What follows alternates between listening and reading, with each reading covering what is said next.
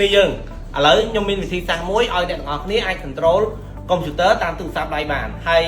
អីដែលអ្នកទាំងអស់គ្នាត្រូវការគឺត្រូវការតែ internet wifi ជាមួយនឹង account Gmail ហើយទូរស័ព្ទដៃមួយគ្រឿងឯងអត់ត្រូវការខ្សែ connector ទៀតទេតោះឥឡូវមកមើលមួយគ្នាតោះអ្នកទាំងអស់គ្នាជាដំបូងអ្នកទាំងអស់គ្នាចូល Google Chrome មកបន្ទាប់មកចុចយក link នេះ remote desktop google.com បន្ទាប់មកនេះហើពាក្យ Chrome remote desktop បន្ទាប់មកអ្នកទាំងអស់គ្នាត្រូវតែ log in ជាមួយនឹង Gmail របស់យើងហើយអ្នកទាំងអស់គ្នា turn វា on មកបន្ទាប់មកយើងដាក់ឈ្មោះរបស់យើងបន្ទាប់មកយើងចុច next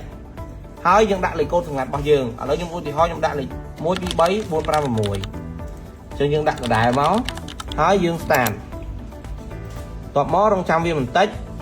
អ្នកទាំងអស់គ្នានឹងឃើញ load នៅកន្លែងនេះហើយនេះវានឹង set up ឲ្យយើងហើយយើងយកពាក្យ yes អូខេអ្នកទាំងអស់គ្នាបន្ទាប់ពីយើង install extension វាហើយវានឹង load នៅកន្លែងនេះហើយយើងក៏លេចមើល user វាក៏យើងបានបង្កើតដាក់ឈ្មោះឲ្យដែរអញ្ចឹងជំហានបន្ទាប់អ្នកទាំងអស់គ្នាគ្រាន់តែបើកចូលទៅក្នុងទូរស័ព្ទរបស់អ្នកទាំងអស់គ្នាហើយចូលកន្លែង Chrome នឹងមកអីដែលសំខាន់គឺអ្នកទាំងអស់គ្នាត្រូវតែមាន account Gmail ដូចគ្នាទៅនឹង computer របស់យើង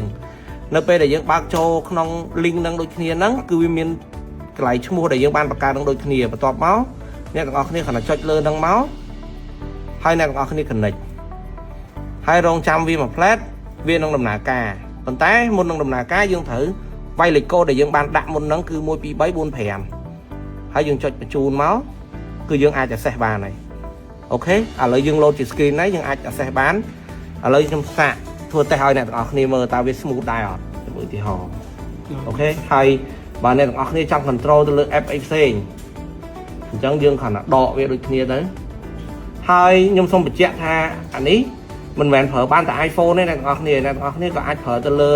tablet ឬ Android អីបានដូចគ្នាអូខេអ្នកទាំងអស់គ្នាអញ្ចឹងអីដែលពិសេសជាងនេះទៅទៀតអ្នកទាំងអស់គ្នាអត់ត្រូវការខ្សែ network ខ្សែអីដើម្បី connect អីទេគឺអ្នកទាំងអស់គ្នា